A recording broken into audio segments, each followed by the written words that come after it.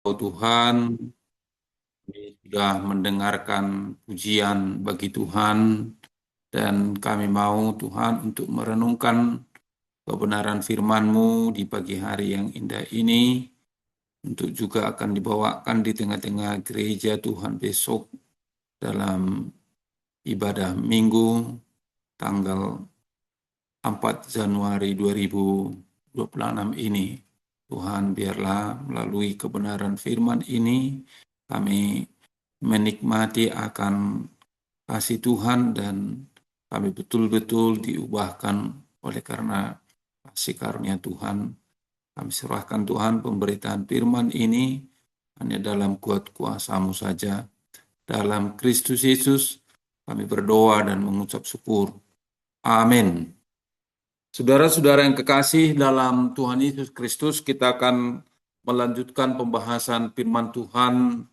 Jikalau dalam 1 Januari yang lewat kita membahas tentang audit spiritual dan resolusi iman tahun 2026 ini, dan pada tanggal 4 Januari 2026 ini kita akan membahas Sang Firman, ajar penciptaan baru bagi dunia yang diambil sesuai dengan Almanak Gereja Metodis Indonesia, Yohanes 1 ayat 1 sampai 18.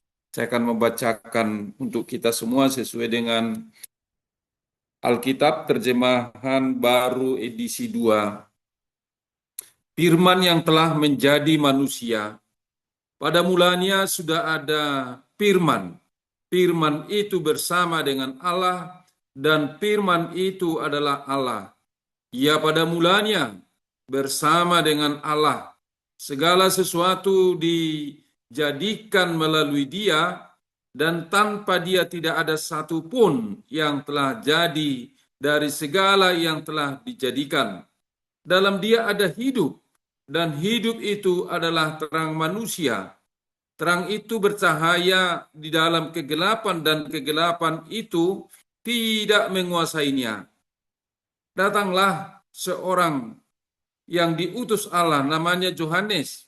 Ia datang sebagai saksi untuk bersaksi tentang terang itu, supaya melalui dia semua orang menjadi percaya. Ia bukan terang itu, tetapi ia harus bersaksi tentang terang itu. Terang yang sesungguhnya yang menerangi setiap orang sedang datang ke dalam dunia. Ia telah ada di dalam dunia, dan dunia dijadikan melalui Dia, tetapi dunia tidak mengenalnya. Ia datang kepada miliknya, tetapi orang-orang miliknya itu tidak menerimanya. Namun semua orang yang menerimanya diberinya hak supaya menjadi anak-anak Allah, yaitu mereka yang percaya dalam namanya. Mereka yang dilahirkan bukan dari darah atau dari hasrat manusia, bukan pula oleh hasrat seorang laki-laki, melainkan dari Allah. Firman itu telah menjadi manusia dan tinggal di antara kita, dan kita telah melihat kemuliaannya, yaitu kemuliaan sebagai anak tunggal Bapa, penuh anugerah dan kebenaran. Yohanes bersaksi tentang Dia dan berseru, "Inilah Dia yang kumaksudkan ketika aku berkata, Dia yang datang sesudah aku telah mendahului aku, sebab Dia telah ada sebelum aku." Sebab dari kepenuhannya kita semua telah menerima anugerah demi anugerahnya. Sebab hukum Taurat diberikan melalui Musa, tetapi anugerah dan kebenaran datang melalui Yesus Kristus. Tidak seorang pun pernah melihat Allah, namun anak tunggal Allah yang ada di pangkuan Bapa, Dialah yang menyatakannya. Sedemikian jauh firman Tuhan yang akan kita renungkan, bahwasanya di dalam kebenaran firman Tuhan ini ada banyak hal yang bisa kita renungkan dan kita sampaikan di tengah-tengah ibadah Minggu tanggal 4 November 2026 ini, dalam suasana tahun baru, untuk menunjukkan bahwasannya Suasana tahun baru ini bahwasannya manusia adalah mendambakan permulaan baru. Ini terlihat dari kebiasaan kita dalam setiap tahun kita membuka kalender baru. Dan kita punya kerinduan untuk menusun harapan ataupun sebuah resolusi untuk menumbuhkan keinginan untuk menjadi lebih baik. Namun, melalui prolog Injil Yohanes ini diperkenalkan suatu konsep pembaharuan yang jauh lebih dalam dibanding sekedar penghujung dan awal tahun. Pembaharuan yang ditawarkan Yohanes bukan hanya perubahan lahiriah atau penampilan, tetapi pembaharuan mendasar berasal dari Sang Firman sendiri. Jika manusia pada umumnya hanya bisa memperbaiki perilaku lewat tekad dan usaha pribadi, melalui Yesus Kristus Allah justru menawarkan penciptaan baru. Proses di mana manusia lama digantikan dengan kehidupan baru yang berasal dari Allah. Oleh sebab itu, prolog Yohanes mengajak kita bukan hanya mengisi lembaran kalender kosong, melainkan menerima anugerah penciptaan baru, di mana kehidupan setiap orang benar-benar diubahkan dari dasar oleh campur tangan Allah. Saudara-saudari, Yohanes 1 ayat 1 sampai 18 sebagai prolog yang kaya akan unsur puitis dan kedalaman teologi. Ini tidak hanya sekedar membuka cerita, namun dianggap sebagai daftar puitis yang kalimatnya sungguh mengandung banyak makna untuk bisa kita dalami lebih dalam. Saudara-saudara, bahwasanya Yohanes di sini berhadapan dengan kondisi jemaat di mana jemaat itu diperhadapkan dengan logos ataupun filsafat, saudara-saudari. Situasi filsafat yang dihadapi oleh Yohanes, dia berupaya menunjukkan bahwasanya logos ataupun firman itu tidak terpisah dari manusia, tapi bahkan bisa menjadi manusia, saudara-saudari. Jadi ini bisa menjadi suatu perenungan yang sangat berharga bagi kita melalui tahun baru ini, bahwasannya manusia butuh pembaharuan hakiki, bukan cuman lahiriahnya saja diperbaharui gitu. Jadi Yohanes mau mengajak kita adalah supaya ada penciptaan baru. Bukan hanya terjadi dari dunia ini, tetapi penciptaan baru yang dimaksudkan di sini hanya terjadi melalui Sang Firman. Jadi itu yang menjadi penekanan Yohanes di sini. Penciptaan baru hanya terjadi melalui Sang Firman. Jadi mari kita lihat, saudara-saudari, bagaimana Sang Firman itu menciptakan, mengkreasi kita kembali gitu. Dari segala hal-hal keburukan kita, dari segala kelemahan-kelemahan hidup kita, dari segala hidup kita yang mungkin sangat pahit, menderita. Tetapi ketika Sang Firman itu memperbaharui kehidupan kita, kita diciptakan menjadi manusia yang baru yang diperbaharui seutuhnya kehidupan kita. Saudara-saudari, bahwasanya melalui kebenaran ini pada mulanya adalah firman. Yesus sudah ada sejak kekekalan. Yesus bukan ciptaan, melainkan Sang Pencipta. Semua ada olehnya dan baginya. Jadi ini yang harus tegas sebagaimana dalam ayat 1 sampai 3 tadi, saudara-saudari, bahwasanya pada mulanya sudah ada firman. Firman itu bersama dengan Allah dan firman itu adalah Allah. Jadi dia sudah ada sebelum dunia ini dijadikan. Jadi Yesus itu bukan ciptaan, melainkan Sang Pencipta. Itu, saudara-saudari. Semuanya ada olehnya dan baginya. Jadi ketika dikatakan dalam Kejadian 1 itu berfirmanlah Allah, maka jadilah terang dan gelap. Kata firman di situ adalah itu menunjuk kepada logos. Logos itu adalah Yesus Kristus, begitu. Jadi bisa kita kaitkan Yohanes 1 ayat 1 sampai 18 ini dengan kitab Kejadian, bahwasannya dikatakan di situ bagaimana Allah berfirman dalam perjanjian lama itu, begitu. Bahwasannya firman itu adalah Allah sendiri berfirman, ataupun firman itu bisa diterjemahkan dengan pikirannya Allah, ataupun kata-katanya Allah yang dahulu dalam perjanjian lama masih di dalam yang tak kelihatan, begitu. Tetapi di dalam perjanjian baru, dalam Yohanes 1 ayat 1 sampai 18 ini, firman itu berinkarnasi, firman itu berwujud menjadi manusia. Firman itu tinggal bersama-sama dengan kita untuk mengubah kita, saudara-saudari. Saudara-saudari yang kekasih, bahwasanya melalui kebenaran firman Tuhan ini kita mau dikuatkan, saudara-saudari, dalam menjalani kehidupan ini. Di sini bisa kita lihat inkarnasi sebagai pajar baru bagi dunia. Inkarnasi Allah memasuki sejarah manusia, membuka lembaran baru. Kristus pembawa terang dan kehidupan mengalahkan kegelapan dosa kita itu ketika dia berkuasa dalam kehidupan kita. Sama seperti fajar yang memecah malam di pagi hari gitu.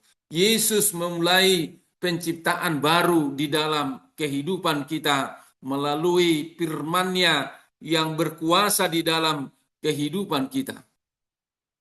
Saudara-saudari, kita yakin bahwasannya melalui kebenaran firman Tuhan pada saat ini mau menguatkan kita bagaimana kita bisa terus-menerus kita hidup di dalam kebenaran firman Tuhan itu, sehingga firman itu bisa mengubah kehidupan kita senantiasa, begitu. Saudara-saudari, Yesus bukan ciptaan melainkan Sang Pencipta itu. Semua ada olehnya dan baginya. Jadi kita harus yakin, saudara-saudari, bahwasanya Allah memasuki sejarah manusia, membuka lembaran baru bagi kita. Kristus pembawa terang dan kehidupan, mengalahkan kegelapan, segala kecemaran dalam kehidupan kita dikalahkan ketika Yesus itu berkuasa di dalam kehidupan kita. Jadi sama seperti analogi di sini seperti fajar yang memecah malam. Yesus memulai penciptaan baru di dalam kehidupan kita. Dia adalah Sang Firman itu sendiri. Saudara-saudara yang kekasih, bahwasanya sangat menarik di sini kata logos menjadi pribadi Allah. Di sini saudara-saudari bukan prinsip yang abstrak, tetapi sesuatu yang nyata. Dalam kekristenan, logos itu sama dengan pribadi yang ilahi itu, Yesus. Bukan sekedar konsep, bukan sesuatu yang abstrak, tetapi sesuatu yang konkret, saudara-saudari.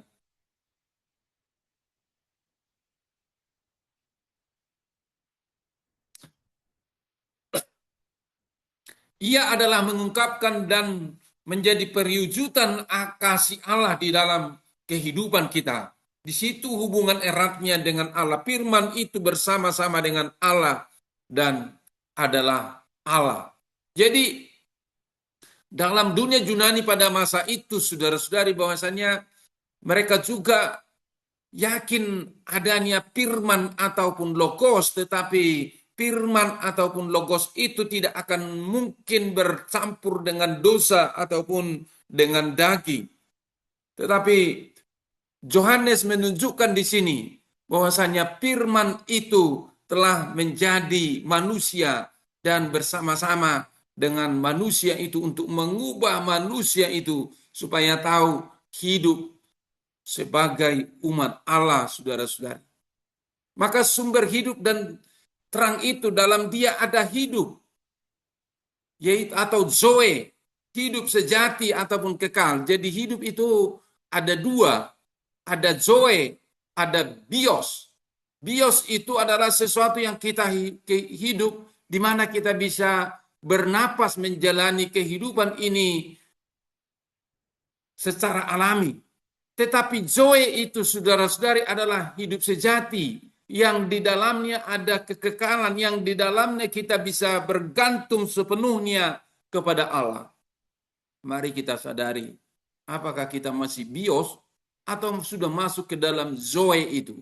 Zoe itu dalam dia ada hidup yang berkualitas, dalam dia ada hidup yang sejati itu. Yesus sumber terang rohani kita menerangi hati manusia itu. Kegelapan dunia tidak dapat memadamkannya ketika zoe yang dari Yesus itu berkuasa sepenuhnya dalam kehidupan kita. Kemenangan terang atas kegelapan yaitu terjadi di dalam terang Kristus yang terus bercahaya melalui kehidupan kita yang tidak pernah padam meski dunia ini gelap. Kuasanya mentransformasi mereka yang menerimanya. Jadi sama seperti lilin kecil ketika dibuat dalam suatu ruangan, dinyalakan begitu terang, yang kecil itu akan bisa menerangi kegelapan dalam suatu ruangan yang gelap itu. Itu mau menunjukkan bahwasanya terang kita itu sama seperti lilin yang terus menyala oleh karena zoe, yaitu hidup kekal yang bersama dengan Yesus itu ada di dalam kehidupan kita. Saudara-saudari, maka menjadi saksi dan peran kita. Yohanes Pembaptis ketika dikatakan dalam ayat 6 itu tadi, bahwasannya datanglah seorang yang diutus Allah, namanya Yohanes. Ia datang sebagai saksi untuk bersaksi tentang terang itu, supaya melalui dia semua orang menjadi percaya. Yohanes Pembaptis bukan terang itu, tetapi saksi penunjuk arah pada Kristus gitu. Jadi layak juga kita bisa belajar dari Yohanes Pembaptis ini. Dia membuka tirai tentang Yesus Kristus itu. Dia membuka tirai tentang zoe kehidupan itu, yaitu adalah Yesus. Gereja dan orang percaya dipanggil sebagai operator tirai, membukakan tabir agar Kristus dikenal. Jangan sampai kita yang lebih dikenal, tetapi Kristus itulah yang harus dikenal begitu. Atau saudara-saudari, ketika kita bisa melihat misalkan dalam bermain drama Natal, ketika ada tirai yang dibuka itu supaya para pemainnya nampak dengan jelas. Demikian juga dengan kita, saat kita menjadi operator tirai kita dari kehidupan kita, tersingkap Yesus Kristus itu. Maka Yohanes mengatakan, saudara-saudari, biarlah aku yang semakin kecil, dia semakin lebih besar, untuk menunjukkan Kristus itu yang berkuasa melalui kehidupan orang-orang yang percaya. Dan bahkan dalam ayat-ayat lain dia mengatakan, dia yang sungguh besar itu membuka tali kasutnya pun aku tidak layak. Maka tugas utama kita adalah harus rendah hati, menyingkirkan penghalang agar orang melihat Yesus. Disitulah saudara-saudari yang sangat penting operator tirai itu melalui kehidupan kita begitu. Tanggapan manusia, apakah dia menerima atau menolak? Itu bisa kita lihat tadi saudara-saudari dalam ayat yang ke-11 dan 12 itu. Ia datang kepada miliknya, tetapi orang-orang miliknya itu tidak menerimanya. Namun semua orang yang menerimanya diberinya hak supaya menjadi anak-anak Allah, yaitu mereka yang percaya dalam namanya. Mereka yang dilahirkan bukan dari darah atau dari hasrat manusia, bukan pula oleh hasrat seorang laki-laki, melainkan dari Allah. Ini saudara-saudari bahwasannya banyak menolak terang Mesias itu, bahkan bangsanya sendiri. Namun dikatakan dalam ayat yang ke-12 itu, namun siapapun yang menerima dan percaya diberi kuasa menjadi anak-anak Allah. Sehingga kita diberi kemampuan menjadi operator tirai untuk menjadi saksi akan kebesaran Kristus itu. Maka sangat penting saudara-saudari, kelahiran baru itu bukan karena keturunan, bukan karena usaha kita atau kehendak manusia, melainkan dari Allah. Lalu dari kita saudara-saudari, bagaimana kita bisa merespon. Kalau saat kita bisa merespon, maka kita bisa menjadi anak-anak Allah. Jadi bukan di sini berdasarkan keturunan ataupun saudara-saudari darah dan daging, tetapi di sini saudara-saudari berdasarkan kehendak Allah, anugerah Allah. Ketika kita meresponnya, kita diberinya kuasa bagi kita untuk menjadi anak Allah. Di sini saudara-saudari, maka inkarnasi Allah di tengah-tengah kita itu, firman itu telah menjadi daging dan diam di antara kita. Skeno itu bahasa Yunani, yaitu berkerma, bertabernakel di dalam diri kita. Dalam ayat yang ke-14 dikatakan di sini, firman itu telah menjadi manusia dan tinggal di antara kita, dan kita telah melihat kemuliaannya, yaitu kemuliaan sebagai anak tunggal Bapa, penuh anugerah dan kebenaran. Firman itu telah menjadi manusia, berkemah di dalam diri kita. Firman itu telah menjadi daging dan diam di antara kita. Kristus mendatangkan kehadiran Allah secara nyata di dunia ini. Gereja dipanggil jadi kemah kudus, kehadiran Allah di tengah umat saudara-saudari. Maka di situ akan semakin nyata inkarnasi Allah di tengah-tengah kita. Saudara-saudari, kemuliaan dan kasih karunia kebenaran, kita melihat kemuliaan Yesus sebagai anak tunggal Allah. Kristus penuh kasih karunia dan kebenaran. Dua hal yang tidak terpisahkan di dalam kehidupan kita, saudara-saudari. Dari kepenuhannya kita menerima kasih karunia demi kasih karunia. Ketika kita sudah menerima kasih karunia itu, maka kasih karunia itu akan terus hidup di dalam kehidupan kita, dan kasih karunia yang kita terima itu, kita respon itu akan kita bagikan dalam kehidupan kita, sebagaimana Yohanes Pembaptis di sini. Dia menunjukkan, inilah dia yang kumaksudkan ketika aku berkata, dia yang datang sesudah aku telah mendahului aku, sebab dia telah ada sebelum aku. Kristus penuh kasih karunia dan kebenaran, dua hal yang tidak bisa dipisahkan. Rasanya dia adalah pemberian Allah bagi orang-orang yang percaya kepadanya, dan kebenaran nyata di dalam kehidupannya. Maka kekudusan dalam gereja itu akan semakin nyata ketika Yesus itu betul-betul diterima, saudara-saudari. Dari kepenuhannya kita menerima kasih karunia demi kasih karunia. Itu saudara-saudari diungkapkan dalam ayat 16 itu. Sebab dari kepenuhannya kita semua telah menerima anugerah demi anugerah. Sebab hukum Taurat diberikan melalui Musa, tetapi anugerah dan kebenaran datang melalui Yesus Kristus. Maka itu saudara-saudari harus kita pertanggungjawabkan sebagai anak Tuhan di tengah-tengah dunia ini. Penciptaan baru dan transformasi. Inkarnasi bukan hanya sekedar fenomena teologis, tetapi untuk transformasi manusia. Jadi Natal itu bukan hanya sekedar perayaan, tetapi Natal itu bagaimana manusia itu bisa bertransformasi, di mana firman itu telah menjadi manusia dan diam dalam kehidupan kita. Kuasa Kristus itu mengubah identitas kita menjadi anak Allah melalui kelahiran baru. Bahwasanya kita menjadi anak-anak Allah. Kita dipanggil hidup di dalam terang, penuh kasih karunia, serta untuk berbagi kepada komunitas kita bahwasannya kita sudah menjadi anak-anak Allah. Lalu bagaimana ini saudara-saudari bisa kita terapkan di dalam kehidupan kita?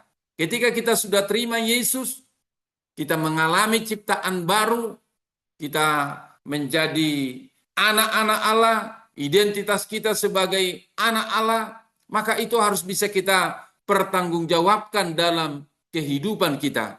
Hidup sebagai saksi, tunjukkan terang Kristus itu. Buka tirai bagi sesama kita gitu. Bahwasanya kita menjadi operator tirai yang dari Allah. Sebagaimana Yohanes Pembaptis itu, kita bisa membuka akan kasih karunia itu dalam kehidupan kita. Nikmati kelimpahan kasih karunia itu. Hidup sebagai keluarga Allah. Kenal Allah secara pribadi, bukan teori. Tapi ada hubungan yang akrab dalam kehidupan kita senantiasa. Maka hubungan akrab itu harus dibangun terus. Relasi yang amat dalam keseharian kita sebagai anak-anak Tuhan. Bagaimana kita saudara-saudari menghidupi janji dan pengharapan sebagai anak Tuhan? Kita harus terus belajar meninggalkan segala dosa-dosa kita dengan kekuatan Yesus Kristus. Kita menghidupi janji itu, berpegang teguh kepada janji. Ketika janji dalam Yesus Kristus itu kita menjadi anak Allah, maka kita menjadi orang yang setia dan berpengharapan dalam kehidupan ini. Terang Kristus itu tak terkalahkan, tak terpadamkan dalam kehidupan kita. Hidup kita ditransformasi dari gelap ke terang, dari kematian ke kehidupan. Masa depan penuh harapan di dalam Kristus. Fajar penciptaan baru telah tiba dalam kehidupan kita sebagai anak-anak Allah untuk terus-menerus kita hidupi di dalam kehidupan kita. Saudara-saudari yang kekasih, marilah melalui kebenaran firman Tuhan yang sudah kita renungkan pada saat ini, betul-betul kita yakini sangat penting juga bahwasanya di dalam Yohanes 1 ayat 1 sampai 18 ini ketika kita menghadapi zaman media sosial saat ini, ketika kita diteror tentang Yesus Kristus itu adalah firman-Nya Allah, maka ini bisa menjadi suatu jawaban bagi kita. Kita harus yakin bahwasanya Yesus itu adalah firman-Nya Allah. Firman yang bersama-sama dengan Allah. Firman itu adalah Allah gitu. Dan ketika dia menjadi manusia, dia adalah firman-Nya Allah. Jadi bukan yang diciptakan dia menjadi Allah, tidak. Tetapi dia dahulunya dia adalah sudah Allah. Tetapi firman-Nya Allah itu, pikirannya Allah itu berwujud menjadi manusia. Apakah bisa menjadi batu, apakah bisa menjadi yang ada di alam ini? Ya bisa, karena dia adalah Allah begitu. Berwujud. Firman itu dari Yohanes 1 ayat 1 sampai 18 ini, dia menjadi manusia dan tinggal bersama-sama dengan kita. Ketika kita bisa mendengarkan serangan-serangan dari yang lain, bagaimana itu Yesus itu yang keluar dari rahimnya Maria dijadikan menjadi Allah bagi orang Kristen? Tidak. Tapi bisa kita yakinkan sebagaimana dalam pengakuan iman rasuli kita itu, bahwasanya firman Allah itu adalah dia datangnya dari Allah sendiri, keluar dari Allah sendiri oleh karena pekerjaan Roh Kudus dan masuk ke dalam rahimnya Maria dan dilahirkan di tengah-tengah dunia ini. Tujuannya untuk apa? Dalam ayat 14 itu dikatakan tadi, firman ini telah menjadi manusia dan tinggal di antara kita untuk mengubah, mentransformasi manusia itu supaya tahu sebenarnya untuk menjadi anak Allah. Seperti Yesus itulah, saudara-saudari.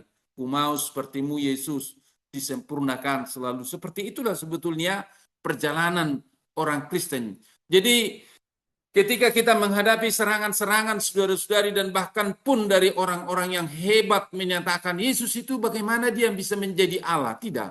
Tapi Yesus itu adalah firman-Nya Allah yang keluar dari Allah Bapa, masuk ke dalam rahimnya Maria oleh karena pekerjaan Roh Kudus tanpa bapak duniawi gitu. Kita itu bisa melihat dalam perayaan Natal itu bahwasannya Maria itu mengandung dari Roh Kudus dan firman Tuhan mengatakan Yusuf tidak bersetubuh dengan Maria sampai melahirkan Yesus Kristus itu. Itu adalah firman-Nya Allah. Jadi ketika ada orang lain ataupun dari agama-agama lain mau menyatakan bagaimana Yesus itu menjadi Allah, maka Yohanes 1 ayat 1 sampai 18 ini bisa menjadi suatu jawaban bagi kita. Firman Allah itu menjadi manusia itu untuk mengubah, untuk mentransformasi manusia itu supaya tahu sebenarnya bagaimana hidup menjadi anak-anak Allah. Biarlah firman ini menjadi satu kekuatan bagi kita yang bisa kita sampaikan di tengah-tengah gereja kita. Terpujilah Tuhan, kita berdoa.